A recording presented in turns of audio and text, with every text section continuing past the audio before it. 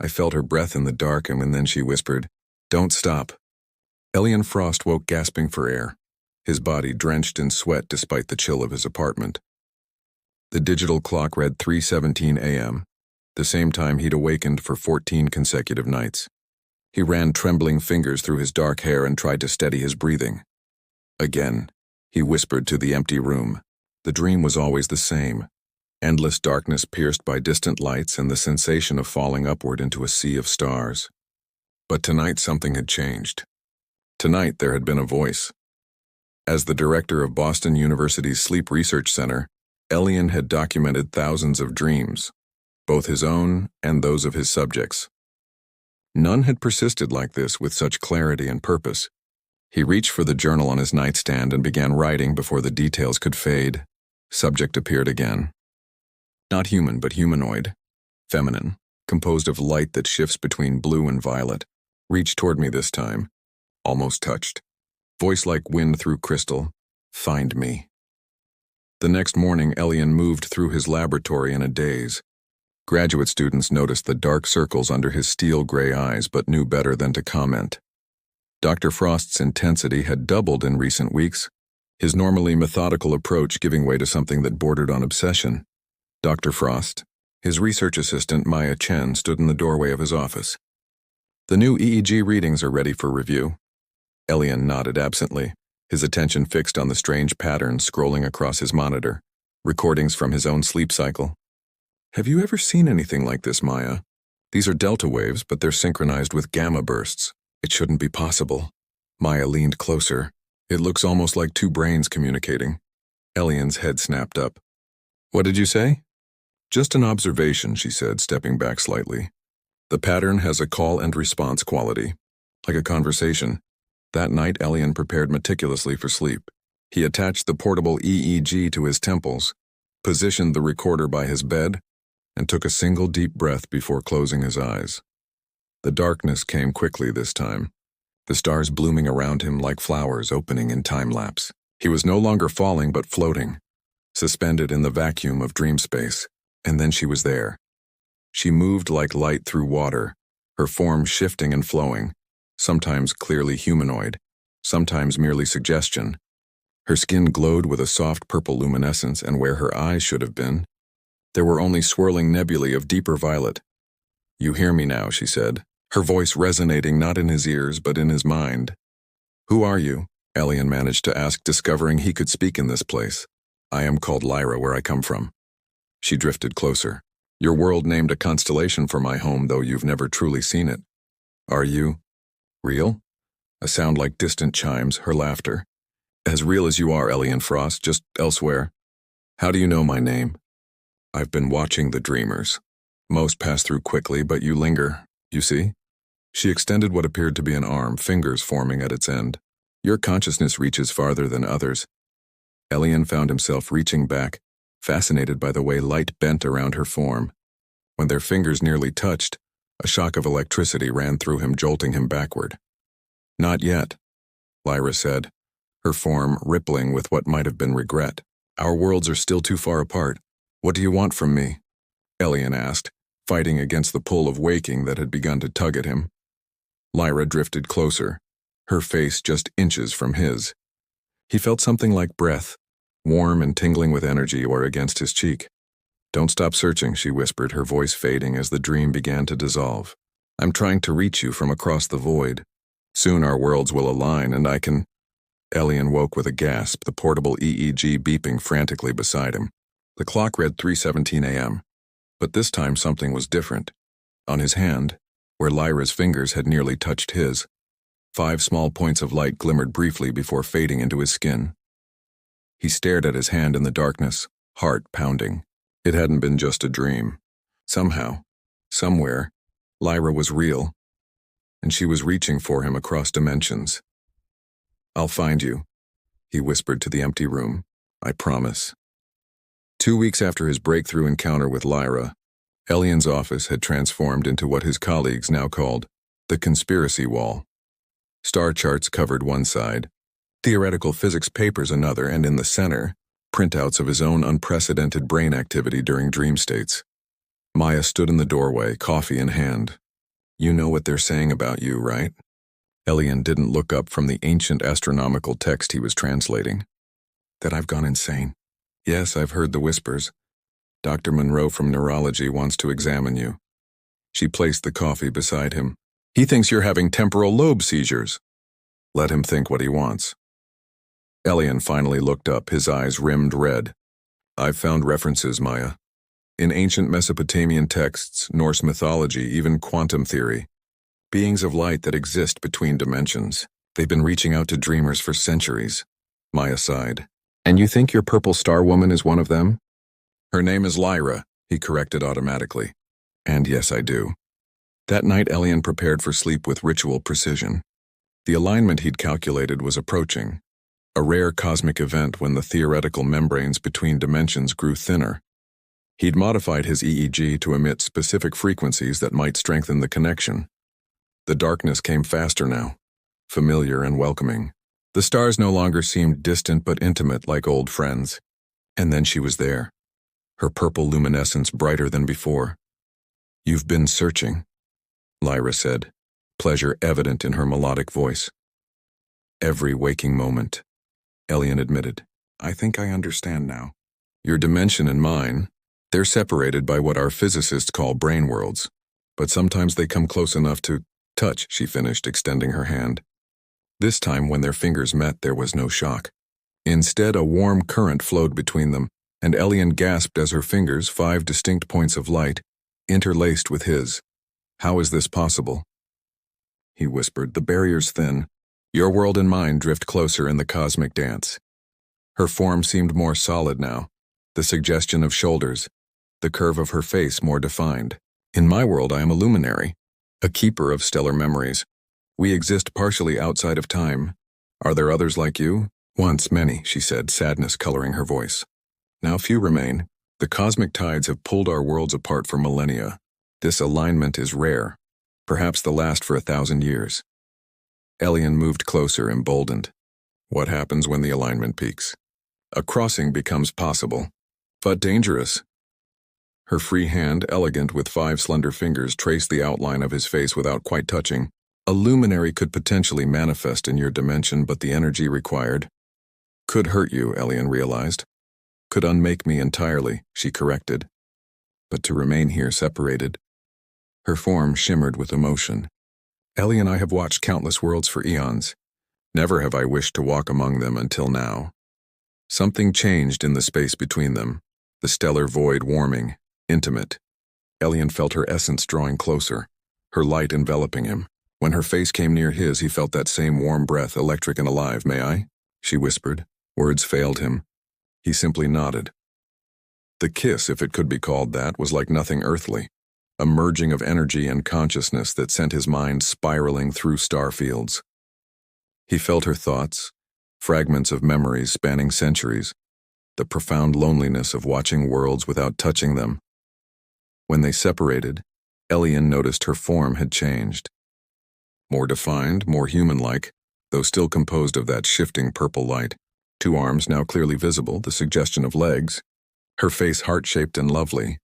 The connection strengthens us both, she said, wonder in her voice. When the alignment peaks, Elian said, determination filling him, we'll find a way. I'll bring you across. Her expression, now distinct enough to read, showed both hope and fear. 3 more nights until the apex.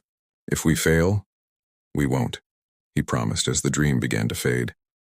When Elian woke, the clock read 4:03 a.m., later than usual. On his desk lay a book he'd been searching for without success, a rare treatise on interdimensional theory. He had no memory of finding it. Maya called an hour later. Elian, someone broke into the quantum physics lab last night. The security footage shows you, but you were glowing. Elian looked down at his hand where 5 small points of light still pulsed faintly beneath his skin. It's beginning, he whispered. The university had placed Elian on mandatory leave after the security footage revealed his nighttime wanderings. It hardly mattered. His apartment had become a more productive laboratory anyway, free from skeptical eyes. The ancient texts he'd borrowed from the restricted archives lay open on his dining table. The Sumerian tablet spoke of light beings, who walk between stars, while the medieval manuscript described angels of the void with skin like twilight, all mentioned the same celestial alignment occurring once every 317 years. His phone rang incessantly. First Maya, then his department head, finally his sister Corinne. He answered none of them. Time was too precious now, with only 2 nights remaining before the peak alignment. When night fell, Elian didn't bother with the EEG anymore. The connection had moved beyond technology. He simply lay down, closed his eyes, and thought of her. The void welcomed him like an old friend. This time Lyra was waiting, her form more substantial than ever. Her body now clearly feminine, with the purple luminescence concentrated on her skin, while deeper violet swirls suggested clothing or perhaps the natural patterns of her being. "You've found the old records," she said, moving toward him. She walked now rather than floated, her legs clearly defined. "They speak of others like you who have crossed before," Elian said, "during previous alignments. Yes." Her expression turned solemn. Some succeeded. Others were lost between worlds. What happened to those who made it across? She hesitated, then took his hands in hers, the touch now almost solid, warm. They became mortal. "The price of manifestation in your dimension is the loss of our immortality. And you're willing to risk that? For what?" Elian searched her face, now clearly defined with high cheekbones and eyes like swirling galaxies. "For this," she whispered, and kissed him. This time the connection was deeper, more physical. Elian felt the warmth of her body against his, the silken texture of what might have been hair flowing between his fingers. Where before he had glimpsed fragments of her memories, now they flowed into him, the birth of stars, the death of suns, the lonely vigil of watching worlds evolve without ever being part of them. When they parted, Elian was breathless. "You've been alone for so long. We all were. My kind. We observe, preserve memories, maintain the cosmic order." Attachment was forbidden. Her hands, delicate, 5-fingered, and now almost solid, traced the contours of his face. "But I've watched too many lives unfold, too many loves bloom and fade. I want more than observation, Elian, even if it means becoming as fragile as you." They moved together in the void, the stars around them pulsing in rhythm with their hearts. What followed transcended physical intimacy, a merging of consciousness and energy that left Elian trembling. Her body against his felt increasingly real, warm skin with that purple luminescence now concentrated in patterns across her form, like beautiful stellar tattoos. "Tomorrow night is the apex," she murmured against his neck afterward, her breath warm and tingling with energy. "We must prepare. I've studied the ritual described in the texts," Elian said. "It requires focusing energy at a nexus point, somewhere where the boundaries between dimensions naturally thin." "Your observatory," Lyra said immediately. "It sits at a convergence of ley lines. Why do you think I could reach you so clearly?" "But security will not see me," she finished with a smile. "And soon may not see you either. The connection between us grows stronger. Even now you carry part of my essence." Elian looked down at his arms, noticing for the first time the faint purple glow that seemed to pulse beneath his skin. "What's happening to me?" he whispered. "The price of bringing me across," Lyra said, her expression troubled. "The ritual requires a conduit, someone already connected to both worlds." She placed her hand, now warm and solid, against his chest. "Your body is adapting, becoming a bridge. You never mentioned this risk." "Because it is my risk too," she said fiercely. "If something goes wrong, we both could be lost, neither fully in your world nor in mine, trapped in the void forever." The dream began to waver, signaling dawn's approach. "I need to tell you something," Lyra said urgently as her form started to fade. "There are others who watch the crossings, those who believe the boundaries should never be broken. They will try to stop us." "Others like you?" "No," she whispered, her voice growing distant. "Others like you. They call themselves guardians. They've known about me since your first dream." Elian woke with a start. On his chest, 5 small bruises in the shape of fingerprints glowed with faint purple light. His phone showed 17 missed calls and 1 text message from an unknown number. "We know what you're planning. The crossing cannot happen. For both your sakes, stop now." Outside his window, a black sedan was parked across the street. A man in a dark suit watched his apartment, speaking into a radio. Elian closed the curtains. Nothing would stop him now. Tonight at the observatory, he would bring Lyra across or be lost trying. The university observatory stood silhouetted against the twilight sky, its dome gleaming copper in the fading light. Alien approached from the service road, having abandoned his car a mile back to avoid detection. The purple glow beneath his skin had intensified throughout the day, forcing him to wear long sleeves despite the summer heat. The text messages had continued. Warnings. Then threats, finally a simple countdown. The sedan had followed him for hours before he'd managed to lose it in downtown traffic. Whoever these guardians were, they were organized and determined. Maya had called one last time. "Alien, please. Whatever you're doing, you're not well. People are worried." "I've never been more well," he told her. "Tonight changes everything we know about consciousness, dimensions, reality itself." "The department called the police," she'd warned. "They'll be watching the lab, your apartment, but not the old observatory," he'd finished with a smile. "The one scheduled for demolition next month." Now, as he approached the abandoned building, Alien felt Lyra's presence growing stronger. The alignment had begun. The stars above seemed to pulse in time with the light beneath his skin. The lock on the service door gave way easily. Whether from his new strength or some assistance from across dimensions, he couldn't tell.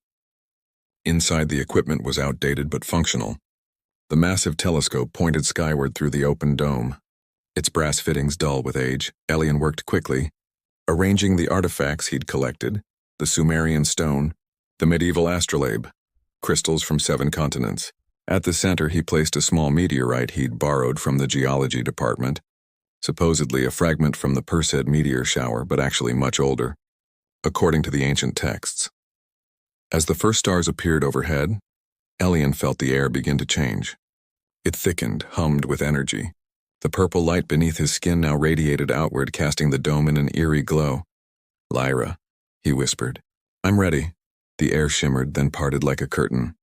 Through the rift, Alien glimpsed a realm of swirling stars and cosmic dust. Lyra's dimension, visible for the first time outside his dreams.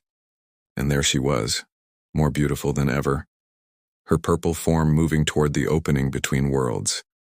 "Alien." Her voice echoed both in his mind and in the physical air. "The alignment peaks in moments. The passage is forming." She reached toward him, her hand extending through the rift. Their fingers were inches apart when the observatory door crashed open. "Dr. Frost, step away from the rift!" A man in a black suit stood in the doorway, flanked by 2 others. Each wore a strange device over their eyes, goggles that seemed to help them see the dimensional tear. "You don't understand what you're doing." "I understand perfectly," Alien growled, the purple light around him flaring with his anger. "You're the ones who've been hiding the truth. How many crossings have you prevented? How many connections have you severed?" The lead man stepped forward, hands raised placatingly. "My name is Director Vaughn. We're not your enemies. We're scientists like you, studying the boundaries between dimensions for decades." "Then you know I'm right," Alien said, still reaching toward Lyra, who waited anxiously at the threshold. "The crossing is possible." "Possible but catastrophic," Vaughn insisted. "The energy release when dimensions intersect, it's like a nuclear reaction. The last successful crossing in 1706 leveled half of Siberia. That's what your texts don't tell you." Lyra's voice came urgently through the rift. "Alien, the alignment peaks. It must be now or never." "She's manipulating you," Vaughn pressed on. "The luminaries don't cross dimensions to experience humanity. They feed on consciousness. Each crossing strengthens them while weakening the barriers between worlds."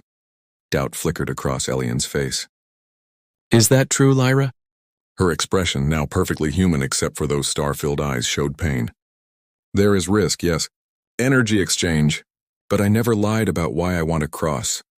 The purple glow around Alien pulsed violently as the alignment reached its peak. The rift widened, the observatory trembling with power. Equipment crashed to the floor as the building itself seemed to groan under dimensional pressure. "If she crosses completely," Vaughn shouted over the growing maelstrom, "the energy release will destroy everything for miles." Lyra's hand remained extended, her eyes pleading.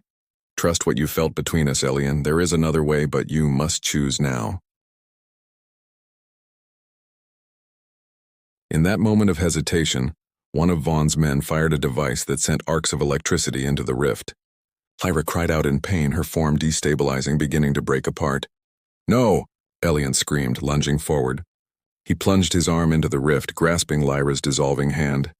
Pain seared through him as dimensional energies coursed across his body. The purple light beneath his skin erupted outward, enveloping them both. "Pull back," Vaughn ordered his men as the observatory began to collapse around them. "It's destabilizing." Elian felt himself being torn apart at the molecular level. His consciousness stretched between dimensions. Through the agony, he held on to Lyra, refusing to let go even as her form scattered into particles of light. "Stay with me," he gasped. As the rift collapsed in upon itself, the last thing Elian saw was Lyra's face, terrified, loving, determined as she made a decision. Instead of pulling herself toward him, she pushed him back away from the rift. "I will find another way." Her voice echoed in his mind as darkness claimed him. "This is not our ending." The observatory imploded with a thunderous crash, the dimensional energies collapsing inward rather than exploding outward. Where a building had stood moments before, there was only a perfect circle of scorched earth, and in its center, Elian's motionless body, no longer glowing purple. The Guardians approached cautiously, instruments scanning for dimensional residue. "Is she gone?" one asked. Director Vaughn knelt beside Elian's still form. "The rift is closed. But something's different. This isn't like the other failed crossings." He checked for a pulse. "He's alive. Get the medical team." As they lifted Elian onto a stretcher, his eyes fluttered open momentarily. They no longer held their steel-gray color. Instead, galaxies swirled in their depths. "She's not gone," Elian whispered before losing consciousness again. "She's here." The Guardian facility looked more like a luxury spa than a secret government installation. Elian sat by the window of his recovery room, watching a hummingbird flit between flowers in the courtyard garden. 3 months had passed since the failed crossing, though the memories remained vivid. "Your neural patterns have stabilized," Director Vaughn said, reviewing the chart in his hands. "No dimensional rifting detected for 30 days. So I'm cured," Elian said flatly. "Cleansed of my dimensional contamination." Vaughn sighed, setting the chart aside. "Dr. Frost, if we'd wanted to cure you, we would have done it immediately. We've had the technology for decades." He leaned forward. "But you're unique. No one has ever survived direct contact with a luminary during a collapsing rift. We've been studying you because you're a scientific miracle." "I'm a lab rat," Elian corrected. "And you're still watching for signs of her." "Yes," Vaughn admitted without pretense. "Because we don't believe she was destroyed in the collapse. The dimensional energy readings were unusual." Elian said nothing, but his eyes, now returned to their normal color through special contacts, flickered momentarily with starlight. That night, alone in his room, Elian removed the contacts and stared at his reflection. The galaxy swirls in his irises had grown more pronounced, more beautiful. He closed his eyes, focusing inward on the familiar presence he'd felt since waking in the facility. "Lyra?" The response came not as words but as warmth spreading through his consciousness. "I'm still here," her essence seemed to say. As I promised, their connection had changed, deepened beyond the dream-walking they'd shared before. In the moment of the rift's collapse, Lyra had made an impossible choice. Rather than forcing her way completely into his dimension, which would have caused the catastrophic energy release Vaughn feared, she had dissolved her consciousness into pure energy, merging with Elian at the quantum level. They were two beings sharing one physical form, their minds intertwined yet distinct. "They're going to discharge me soon," Elian thought to her. "They think you're gone, they suspect," she corrected, "but they cannot prove without revealing their true purpose." Elian had learned much during his confinement. The Guardians weren't simply preventing dimensional crossings, they were harvesting the energy from failed attempts. Each thwarted luminary provided power for their technologies, including the very facility that held him. Tonight, he decided. We leave tonight. The escape was surprisingly simple. The security systems, designed to keep dimensional entities out, had no defense against one already inside. With Lyra's consciousness guiding him, Elian navigated the facility's blind spots, disabled the right systems at precisely the right moments. Hours later, he stood on a cliff overlooking the Pacific, dawn breaking over the horizon. For the first time since the observatory, he felt truly free. "What now?" He spoke aloud, his voice carried away by the ocean breeze.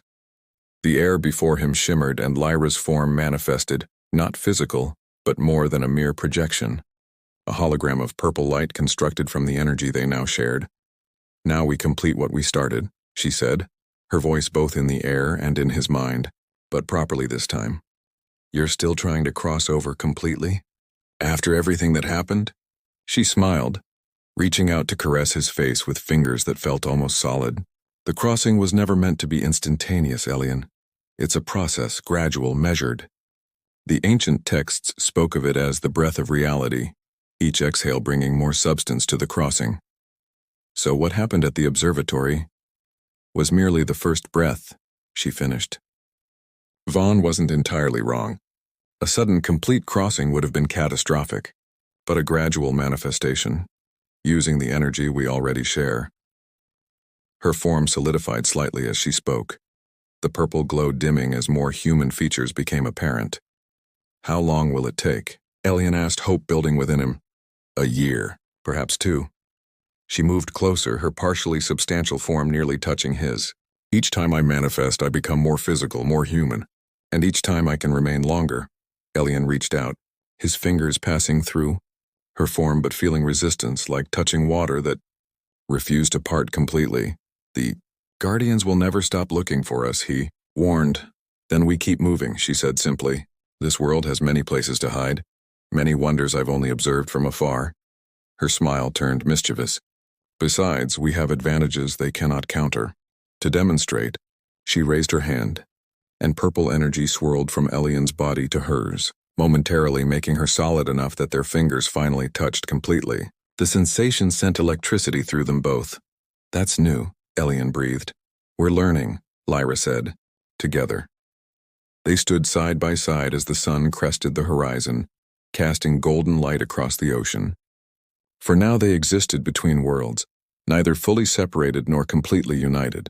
But with each passing day, each shared breath, the distance between them would lessen. "I've watched 1,000,000 sunrises from across the void," Lyra whispered, her form glowing brighter in the dawn light. "None as beautiful as this." Elian felt her consciousness stir within him, warm and radiant. Whatever challenges lay ahead, Guardians, the physics of dimensional crossing, the question of what they would ultimately become, they would face them together. As if reading his thoughts, Lyra turned to him, her face now clearly defined in the morning light, her eyes still holding the depths of galaxies. She leaned forward, her breath now almost physical, warm against his skin. "Don't stop believing," she whispered, echoing the words that had drawn him to her across dimensions. "This is just our beginning." And as the first true light of day washed over them, Elian felt her presence both within him and beside him, two beings from different dimensions who had found, against all cosmic odds, a way to share a single breath of reality. The purple glow around them pulsed once, brightly, then settled into a gentle shimmer that only they could see, the visible sign of an impossible connection that would, with patience and time, become something entirely new. Not quite human, not quite luminary, but a bridge between worlds that no one, not even the Guardians, could ever truly sever. "I won't stop," Elian promised as they turned toward the path leading down from the cliff. "Not ever." Behind them, their footprints in the morning dew glowed faintly purple, then faded away, the only evidence of their passage as they walked into their shared future, one careful step at a time.